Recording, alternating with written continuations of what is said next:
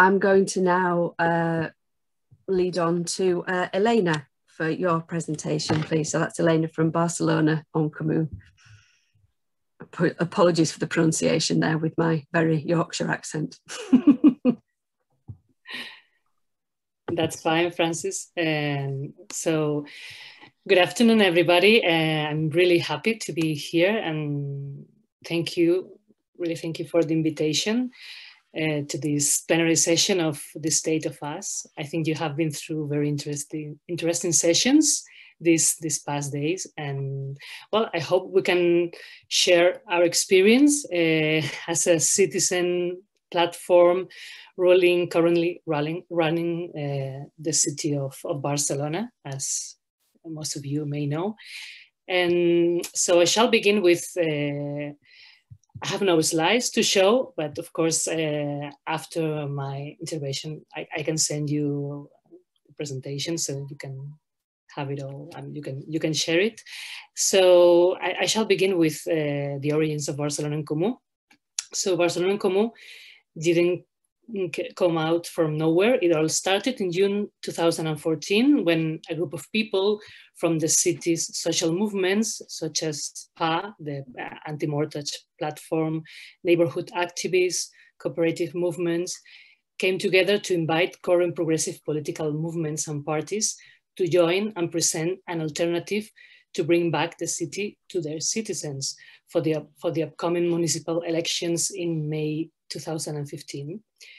So in the years before its creation, in a context of economic and political crisis in which traditional political institutions were failing to respond to the needs of the people, a multitude of citizens' movements mobilized in the city and demonstrated the power of organized citizens to propose and implement solutions.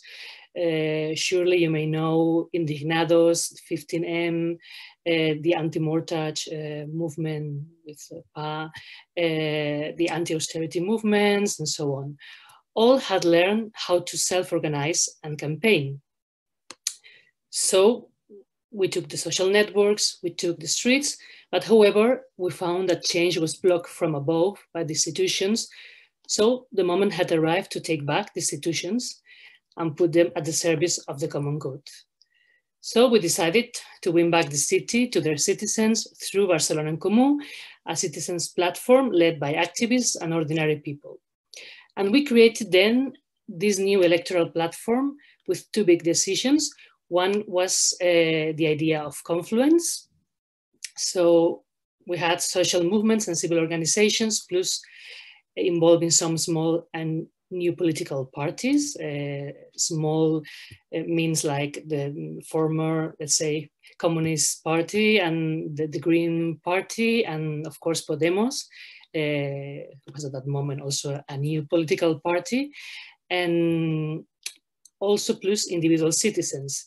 So that was the confluence, which is the way to explain bottom-up and citizen leadership by putting the community, the common good, in the first place, all together under the same mark, Barcelona and Comu. So we were no longer from, for instance, Podemos or Iniciativa or Guanyem, which was the name of the citizen platform, Let's Win Barcelona, Guanyem Barcelona, but we were all from Barcelona and Comu, all with the same goal. And the second decision was to begin from the city, from the closest administrations to the people, the local one. So our strategy had been to start from below, from what we knew best, our streets, our neighborhoods. The proximity of municipal governments to the people make them the best opportunity we had to take the chance from the streets to the institution. So cities have always been a place of encounter, of exchange of ideas, of innovation. You can see that from, for instance, these days that you've been sharing a lot of interest in local initiatives. And cities are, when necessary, a place of revolution. So cities are where democracy was born, and they are and will be where we can start to recover it. Of course, there was also pragmatism and our desire to win. We thought that we had a better chance of winning with a bottom-up approach in our city. This bottom-up approach is what we call municipalism or new municipalism. And why do we believe municipalism is the best political strategy. So municipal level politics is the easier way for ordinary people to impact on shaping politics every day and everywhere. And municipalism has a greater potential in terms of deepening democracy and feminizing politics, an issue I'm going to talk about later, compared to the state level action. You know, states have been questioned by the citizens because they are not able to address current problems that we are facing, such as climate change, migration, refugee crisis, and so on. So municipalism allows us to act beyond the traditional theoretical and binary debates. We can discuss hard issues, but not all the time. It is time to work together towards concrete goals and solutions for people everyday problems, such as housing, tourism massification, city mobility, etc. At a local level, it is easier to create mechanisms of participation for our diverse population, to integrate migrant people, women, young people, older people, and join other people with similar motivation to change things. At the same time, we promote autonomy and participation, as we can open debates in the city. So this leads me to talk about how we have implemented innovation in citizens' participation, which I think is an interesting issue to share. So other ways of doing politics means listening, participating, and collaborating with civil society and what their demands are. So we have provided spaces of open participation since the very beginning, by presenting first the project in public meetings, in squares, in different neighborhoods across the city, and we still do so in the institution. For instance, during these last years, our mayor, Ada Colau, has been answering open neighborhood inquiries once every 2 Fridays, visiting all the Barcelona neighborhoods.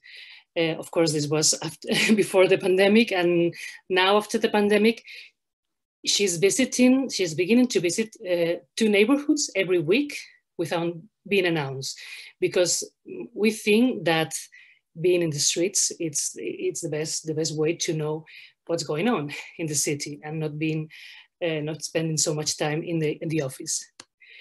So we also approved a new participatory municipal and district plan, which unfortunately has been turned down by the High Court of Justice, as it allowed the possibility of popular citizen initiatives, being the first one presented, the one asking to municipalize water supply in the city, which is not public management.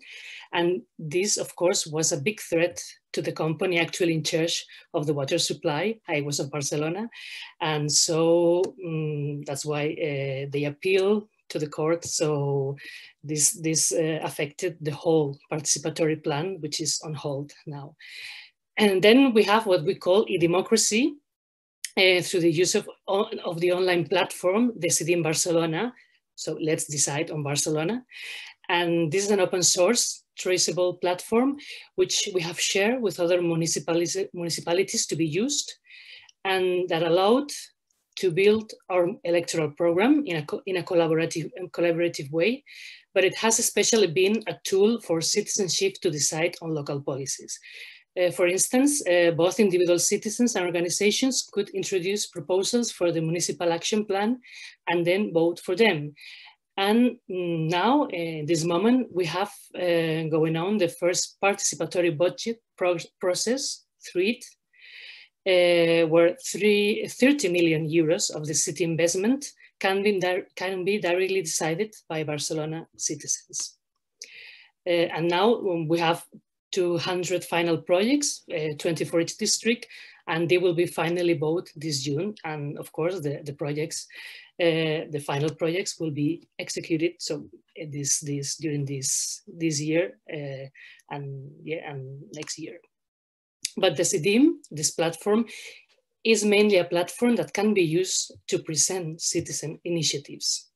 So citizens can promote through the collection of signatures that the City Council carries out a certain action of collective interest, provided that it is within its powers. And several citizen platforms and organizations have driven public consultations, indeed, through this platform, as it is a tool open to anybody. Of course, we also use this platform for internal polls in our organization. We vote there important decisions related with the organization and with some important decisions in the institutions. For instance, we vote there if we shall be in a coalition with the Socialist Party, indeed, no? At the local government. So for us, winning back the city is about more than winning the local elections.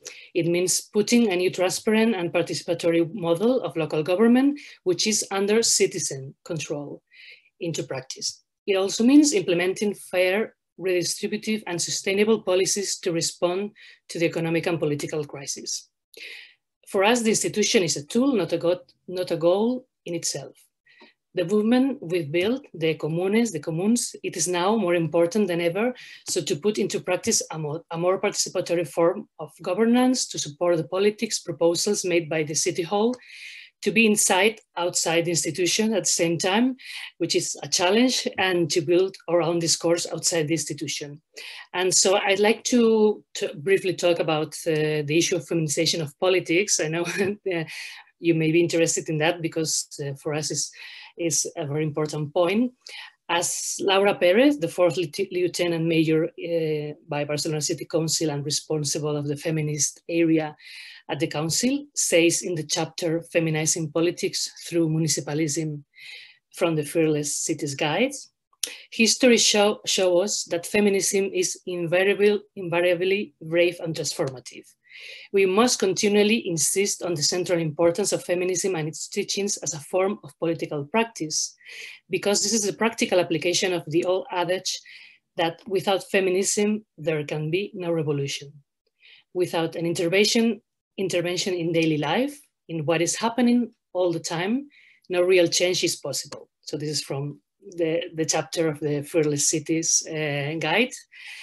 So what is truly feminized politics for us?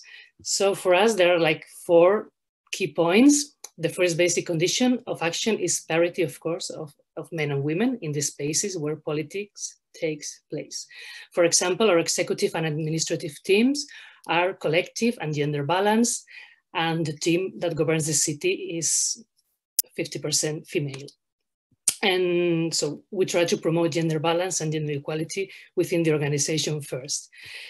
Second important point is that we believe that all voices should be heard. For us, this is very important for our really feminizing politics. So we try to develop more horizontal and democratic ways of organizing our meetings. For instance, this includes shorter speaking times, making sure it is not always the same people who speak, and ensuring that all decisions are taken collectively. And for instance, men tend to speak longer, so we give the floor alternatively to women, and we encourage their participation in all the meetings. This also means reconsidering who is an expert. For example, many of the people who participate in neighborhood assemblies understand the daily reality of their communities and have knowledge that is extremely important for those of us who are in elected office and want to design policies that work. It means paying attention to the relation and dimension of politics. So it means promoting teamwork, horizontality, participation, and power sharing. And it also means limiting confrontation, limiting abstract discourses, and also academicism. And of course, to allow change through the accumulation of small victories, allowing great political changes to be sustainable, and also by avoiding pessimism. Of course, this means inclusive speeches, listening and learning from the others. Empathy is an important word. And to know that what we share, aims, worldviews, as a starting point for dialogue, always. And a third important point for feminizing politics, it's working for a true sharing of responsibilities, political and personal, between men and women. And this is probably the most important, and well, the most difficult task that we face, no? So we know domestic tasks and caring roles are distributed extremely unequal between women and men, which with most of them falling to women. So for instance, we try to avoid scheduling meetings at the end of the working day. We worked for the creation of spaces where children can be also present. We invest organizational funds in play areas and child-friendly zones. And of course, we also try to take advantage of the opportunities offered by tools for digital participation, which we have really developed during, of course, this pandemic, as it was the only tool, no, for participation, indeed. And also we have just approved a protocol for group treatment. This protocol will help us to avoid and to deal with any kind of harassment within the organization.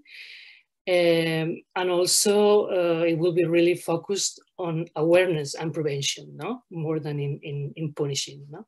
So this is really something new that we have just approved within the organization. And the fourth key point is, of course, incorporating gender equality as a key point for all our political actions. That means that we created the first area of feminism and LGTBI policies led by a deputy in the Barcelona City Council. So when we arrived in 2015, there was no specific area in the City Council. But above all, from the beginning, we were really clear that gender equality and the increasing democratic participation, which we seek via the perspective of such issues as class, gender, and social origins, had to be visible in every single one of the policies we put forward. So that meant having specific tools. For instance, we have a plan for gender justice. We open a table against the feminization of poverty and precariousness. We also have a new unit of gender mainstreaming, depending from general management by the City Council, so to permeate every single area of politics with a gender-oriented perspective. For instance, when we drew up the municipal budget, taking into account its gender and neighborhood impacts in order to be able to compensate for inequalities where necessary. When we plan the transport network in the city, taking into account the different ways in which men and women move around. And when we design the city in general, its streets for the people, for daily use, a friendly city, accessible, not car friendly, indeed.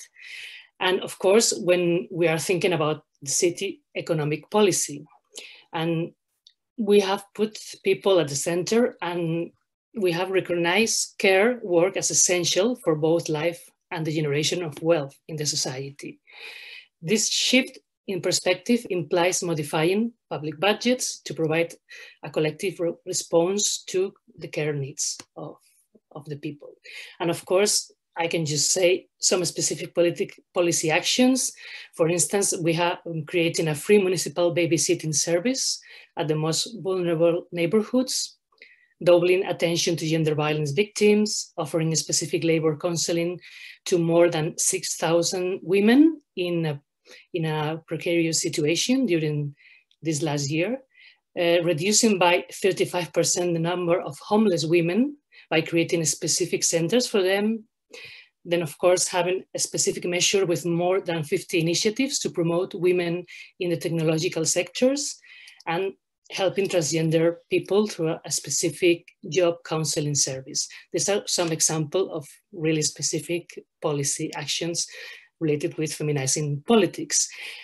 And last, I shall just point some challenges that we are facing, and I think that many other municipal platforms which are in power now, they have to face. So of course, one is dealing with expectations. We cannot do everything. So a lot of people had a lot of expectations. We were going to change everything, all the systems. So of course, this is not possible. So, and of course, our goal is like these small victories in daily life. So small victories that lead to a bigger change. And of course, the relation with social movements. are we still part of the social movements? So how do we deal with what we can do for real and what we aim to do, what we want to do? Another challenge, so being inside the municipality and remaining attentive to social movement demands. It is not easy, but of course it's absolutely necessary. And we have seen during this year new social movements that have arisen in the city. They were not before. So we have to really listen to these movements, and well, this is also a challenge. Of course, many Barcelona Comu members come from neighborhood associations and social movements, and it really helps keeping communication channels open with these associations and social movements through these members. Of course, real-time communication channels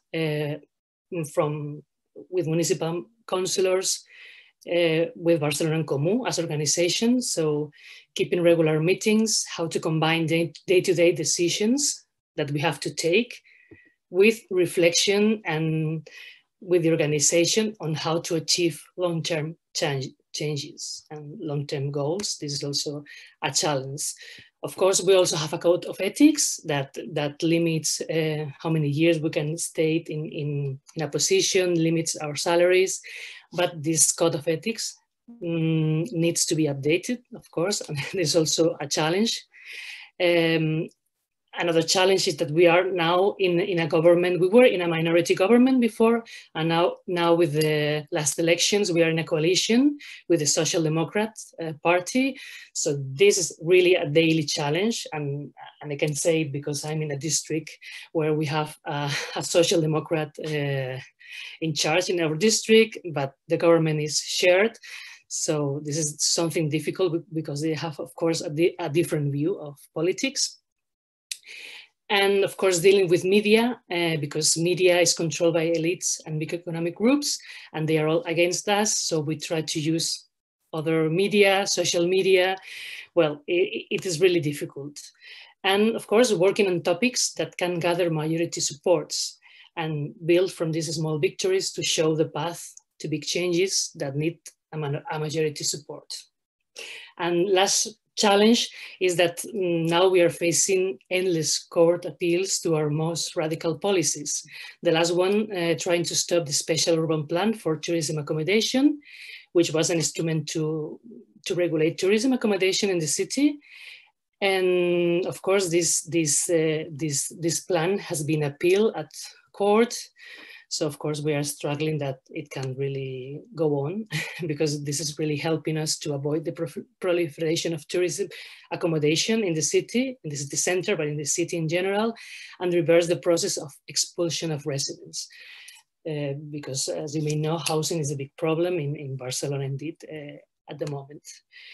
And the last idea I want to share with you is that we need, of course, a global change. And from the beginning, those of us who were participating in Barcelona in Comu, we were sure that democratic rebellion in Barcelona wouldn't just be a local phenomenon. So we know there are different initiatives going on at the international level. So we really think that a network is really useful for that. So that's why we promote the Fearless Cities movement, which is of course an informal global movement of activists, organizations, councillors, mayors that are working to radicalize democracy, feminize politics, and drive the transition to an economy that cares for people and our environment. And the first Fearless Cities event was organized in Barcelona in 2017 and was attended by over 700 people representing over 100 municipality organizations from every continent. And we had a book published, as you may know, documenting this first Fearless City Summit, and it is translated in English and it's available in our website, Fearless City. Maybe we'll share in the chat the link to the website and where you can download the book. And since then, we had decentralized regional Fearless Cities that have been organized in different places: Brussels, Valparaiso, New York, Warsaw, Belgrade, Naples. And now this year in July, we have our second Fearless Cities event, but online, and from 5 to 10 July. And of course, we invite you all to participate and keep on discussing on these issues on municipalism as a trigger for local and global change. Thank you. Thank you so much, Elena. Brilliant. I mean, you've been such an inspiration to so many people, the work that you've done in Barcelona. It's become so popular, and all the different, like there is so much to it, isn't there, that it's so hard to capture, I know, in such a short space of time.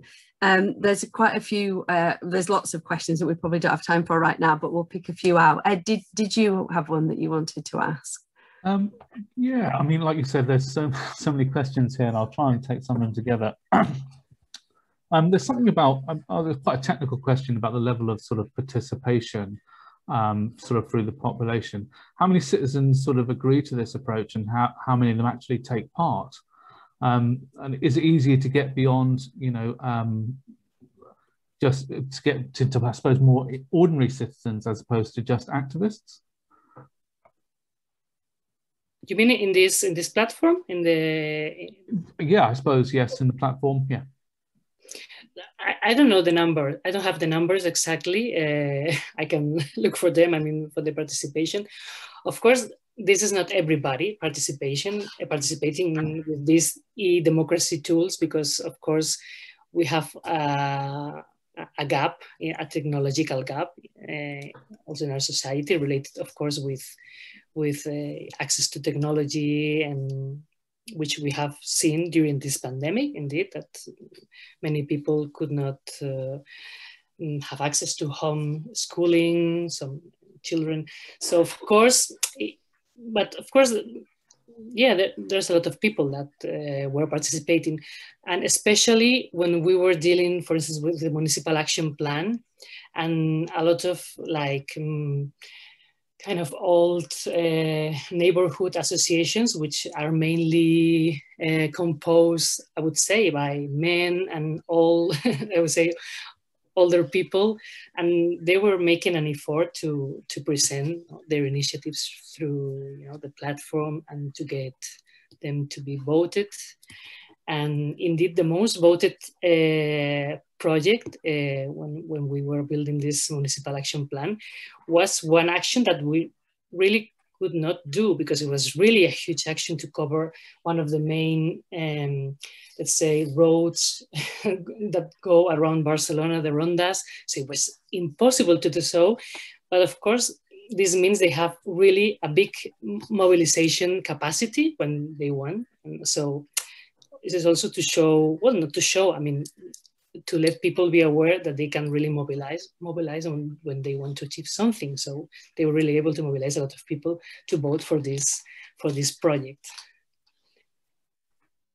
Thank you.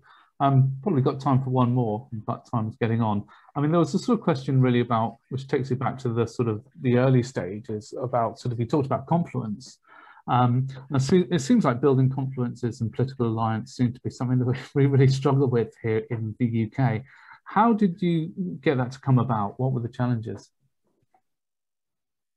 Well, it still is a challenge indeed, because I think other municipal initiatives that were trying to do similar thing, confluence, happening, you know, in the elections in 2015, it was not only Barcelona who had a government with led by a citizens platform, but also Madrid, you know, Madrid. And so the biggest, indeed, the most important cities in Spain. So we had these citizen platforms who won the elections, and they were trying also to kind of do some confluence, and most of them failed, because it's really difficult. It's not a coalition. A coalition, you have like your part of the cake.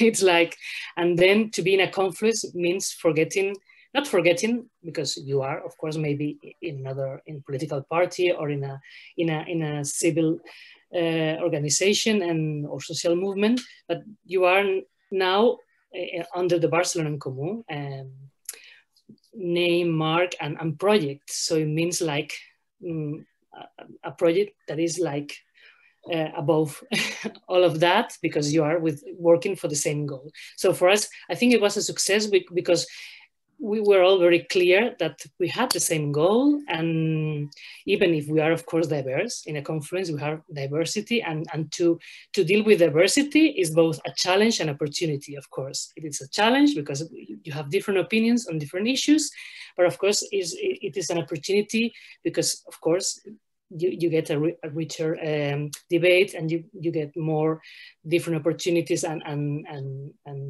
possibilities to develop things. So I would say a challenge is like to deal with diversity and to deal, of course, with egos, of course, because you have also former political parties that, of course, they were used to work in a specific way, of course, political parties, and then people coming from social movements who are used to work in another different way. And many of the people coming from social movements, they could not be for a long time in the institution. So they prefer to go back to the social movements, some of them not. So it is still difficult to deal with, but I would say the key is to have this really clear common goal and have something really in common, which is stronger than the rest, the differences. Thank you, Elena. It's so helpful to have that practical kind of experience that you've got, incredibly thoughtful, meaningful work. And there's lots of questions in the chat, but I'm aware that we kind of need to go for a break. So maybe if everybody sort of holds those thoughts for the breakout rooms when we come back for the final Q&A.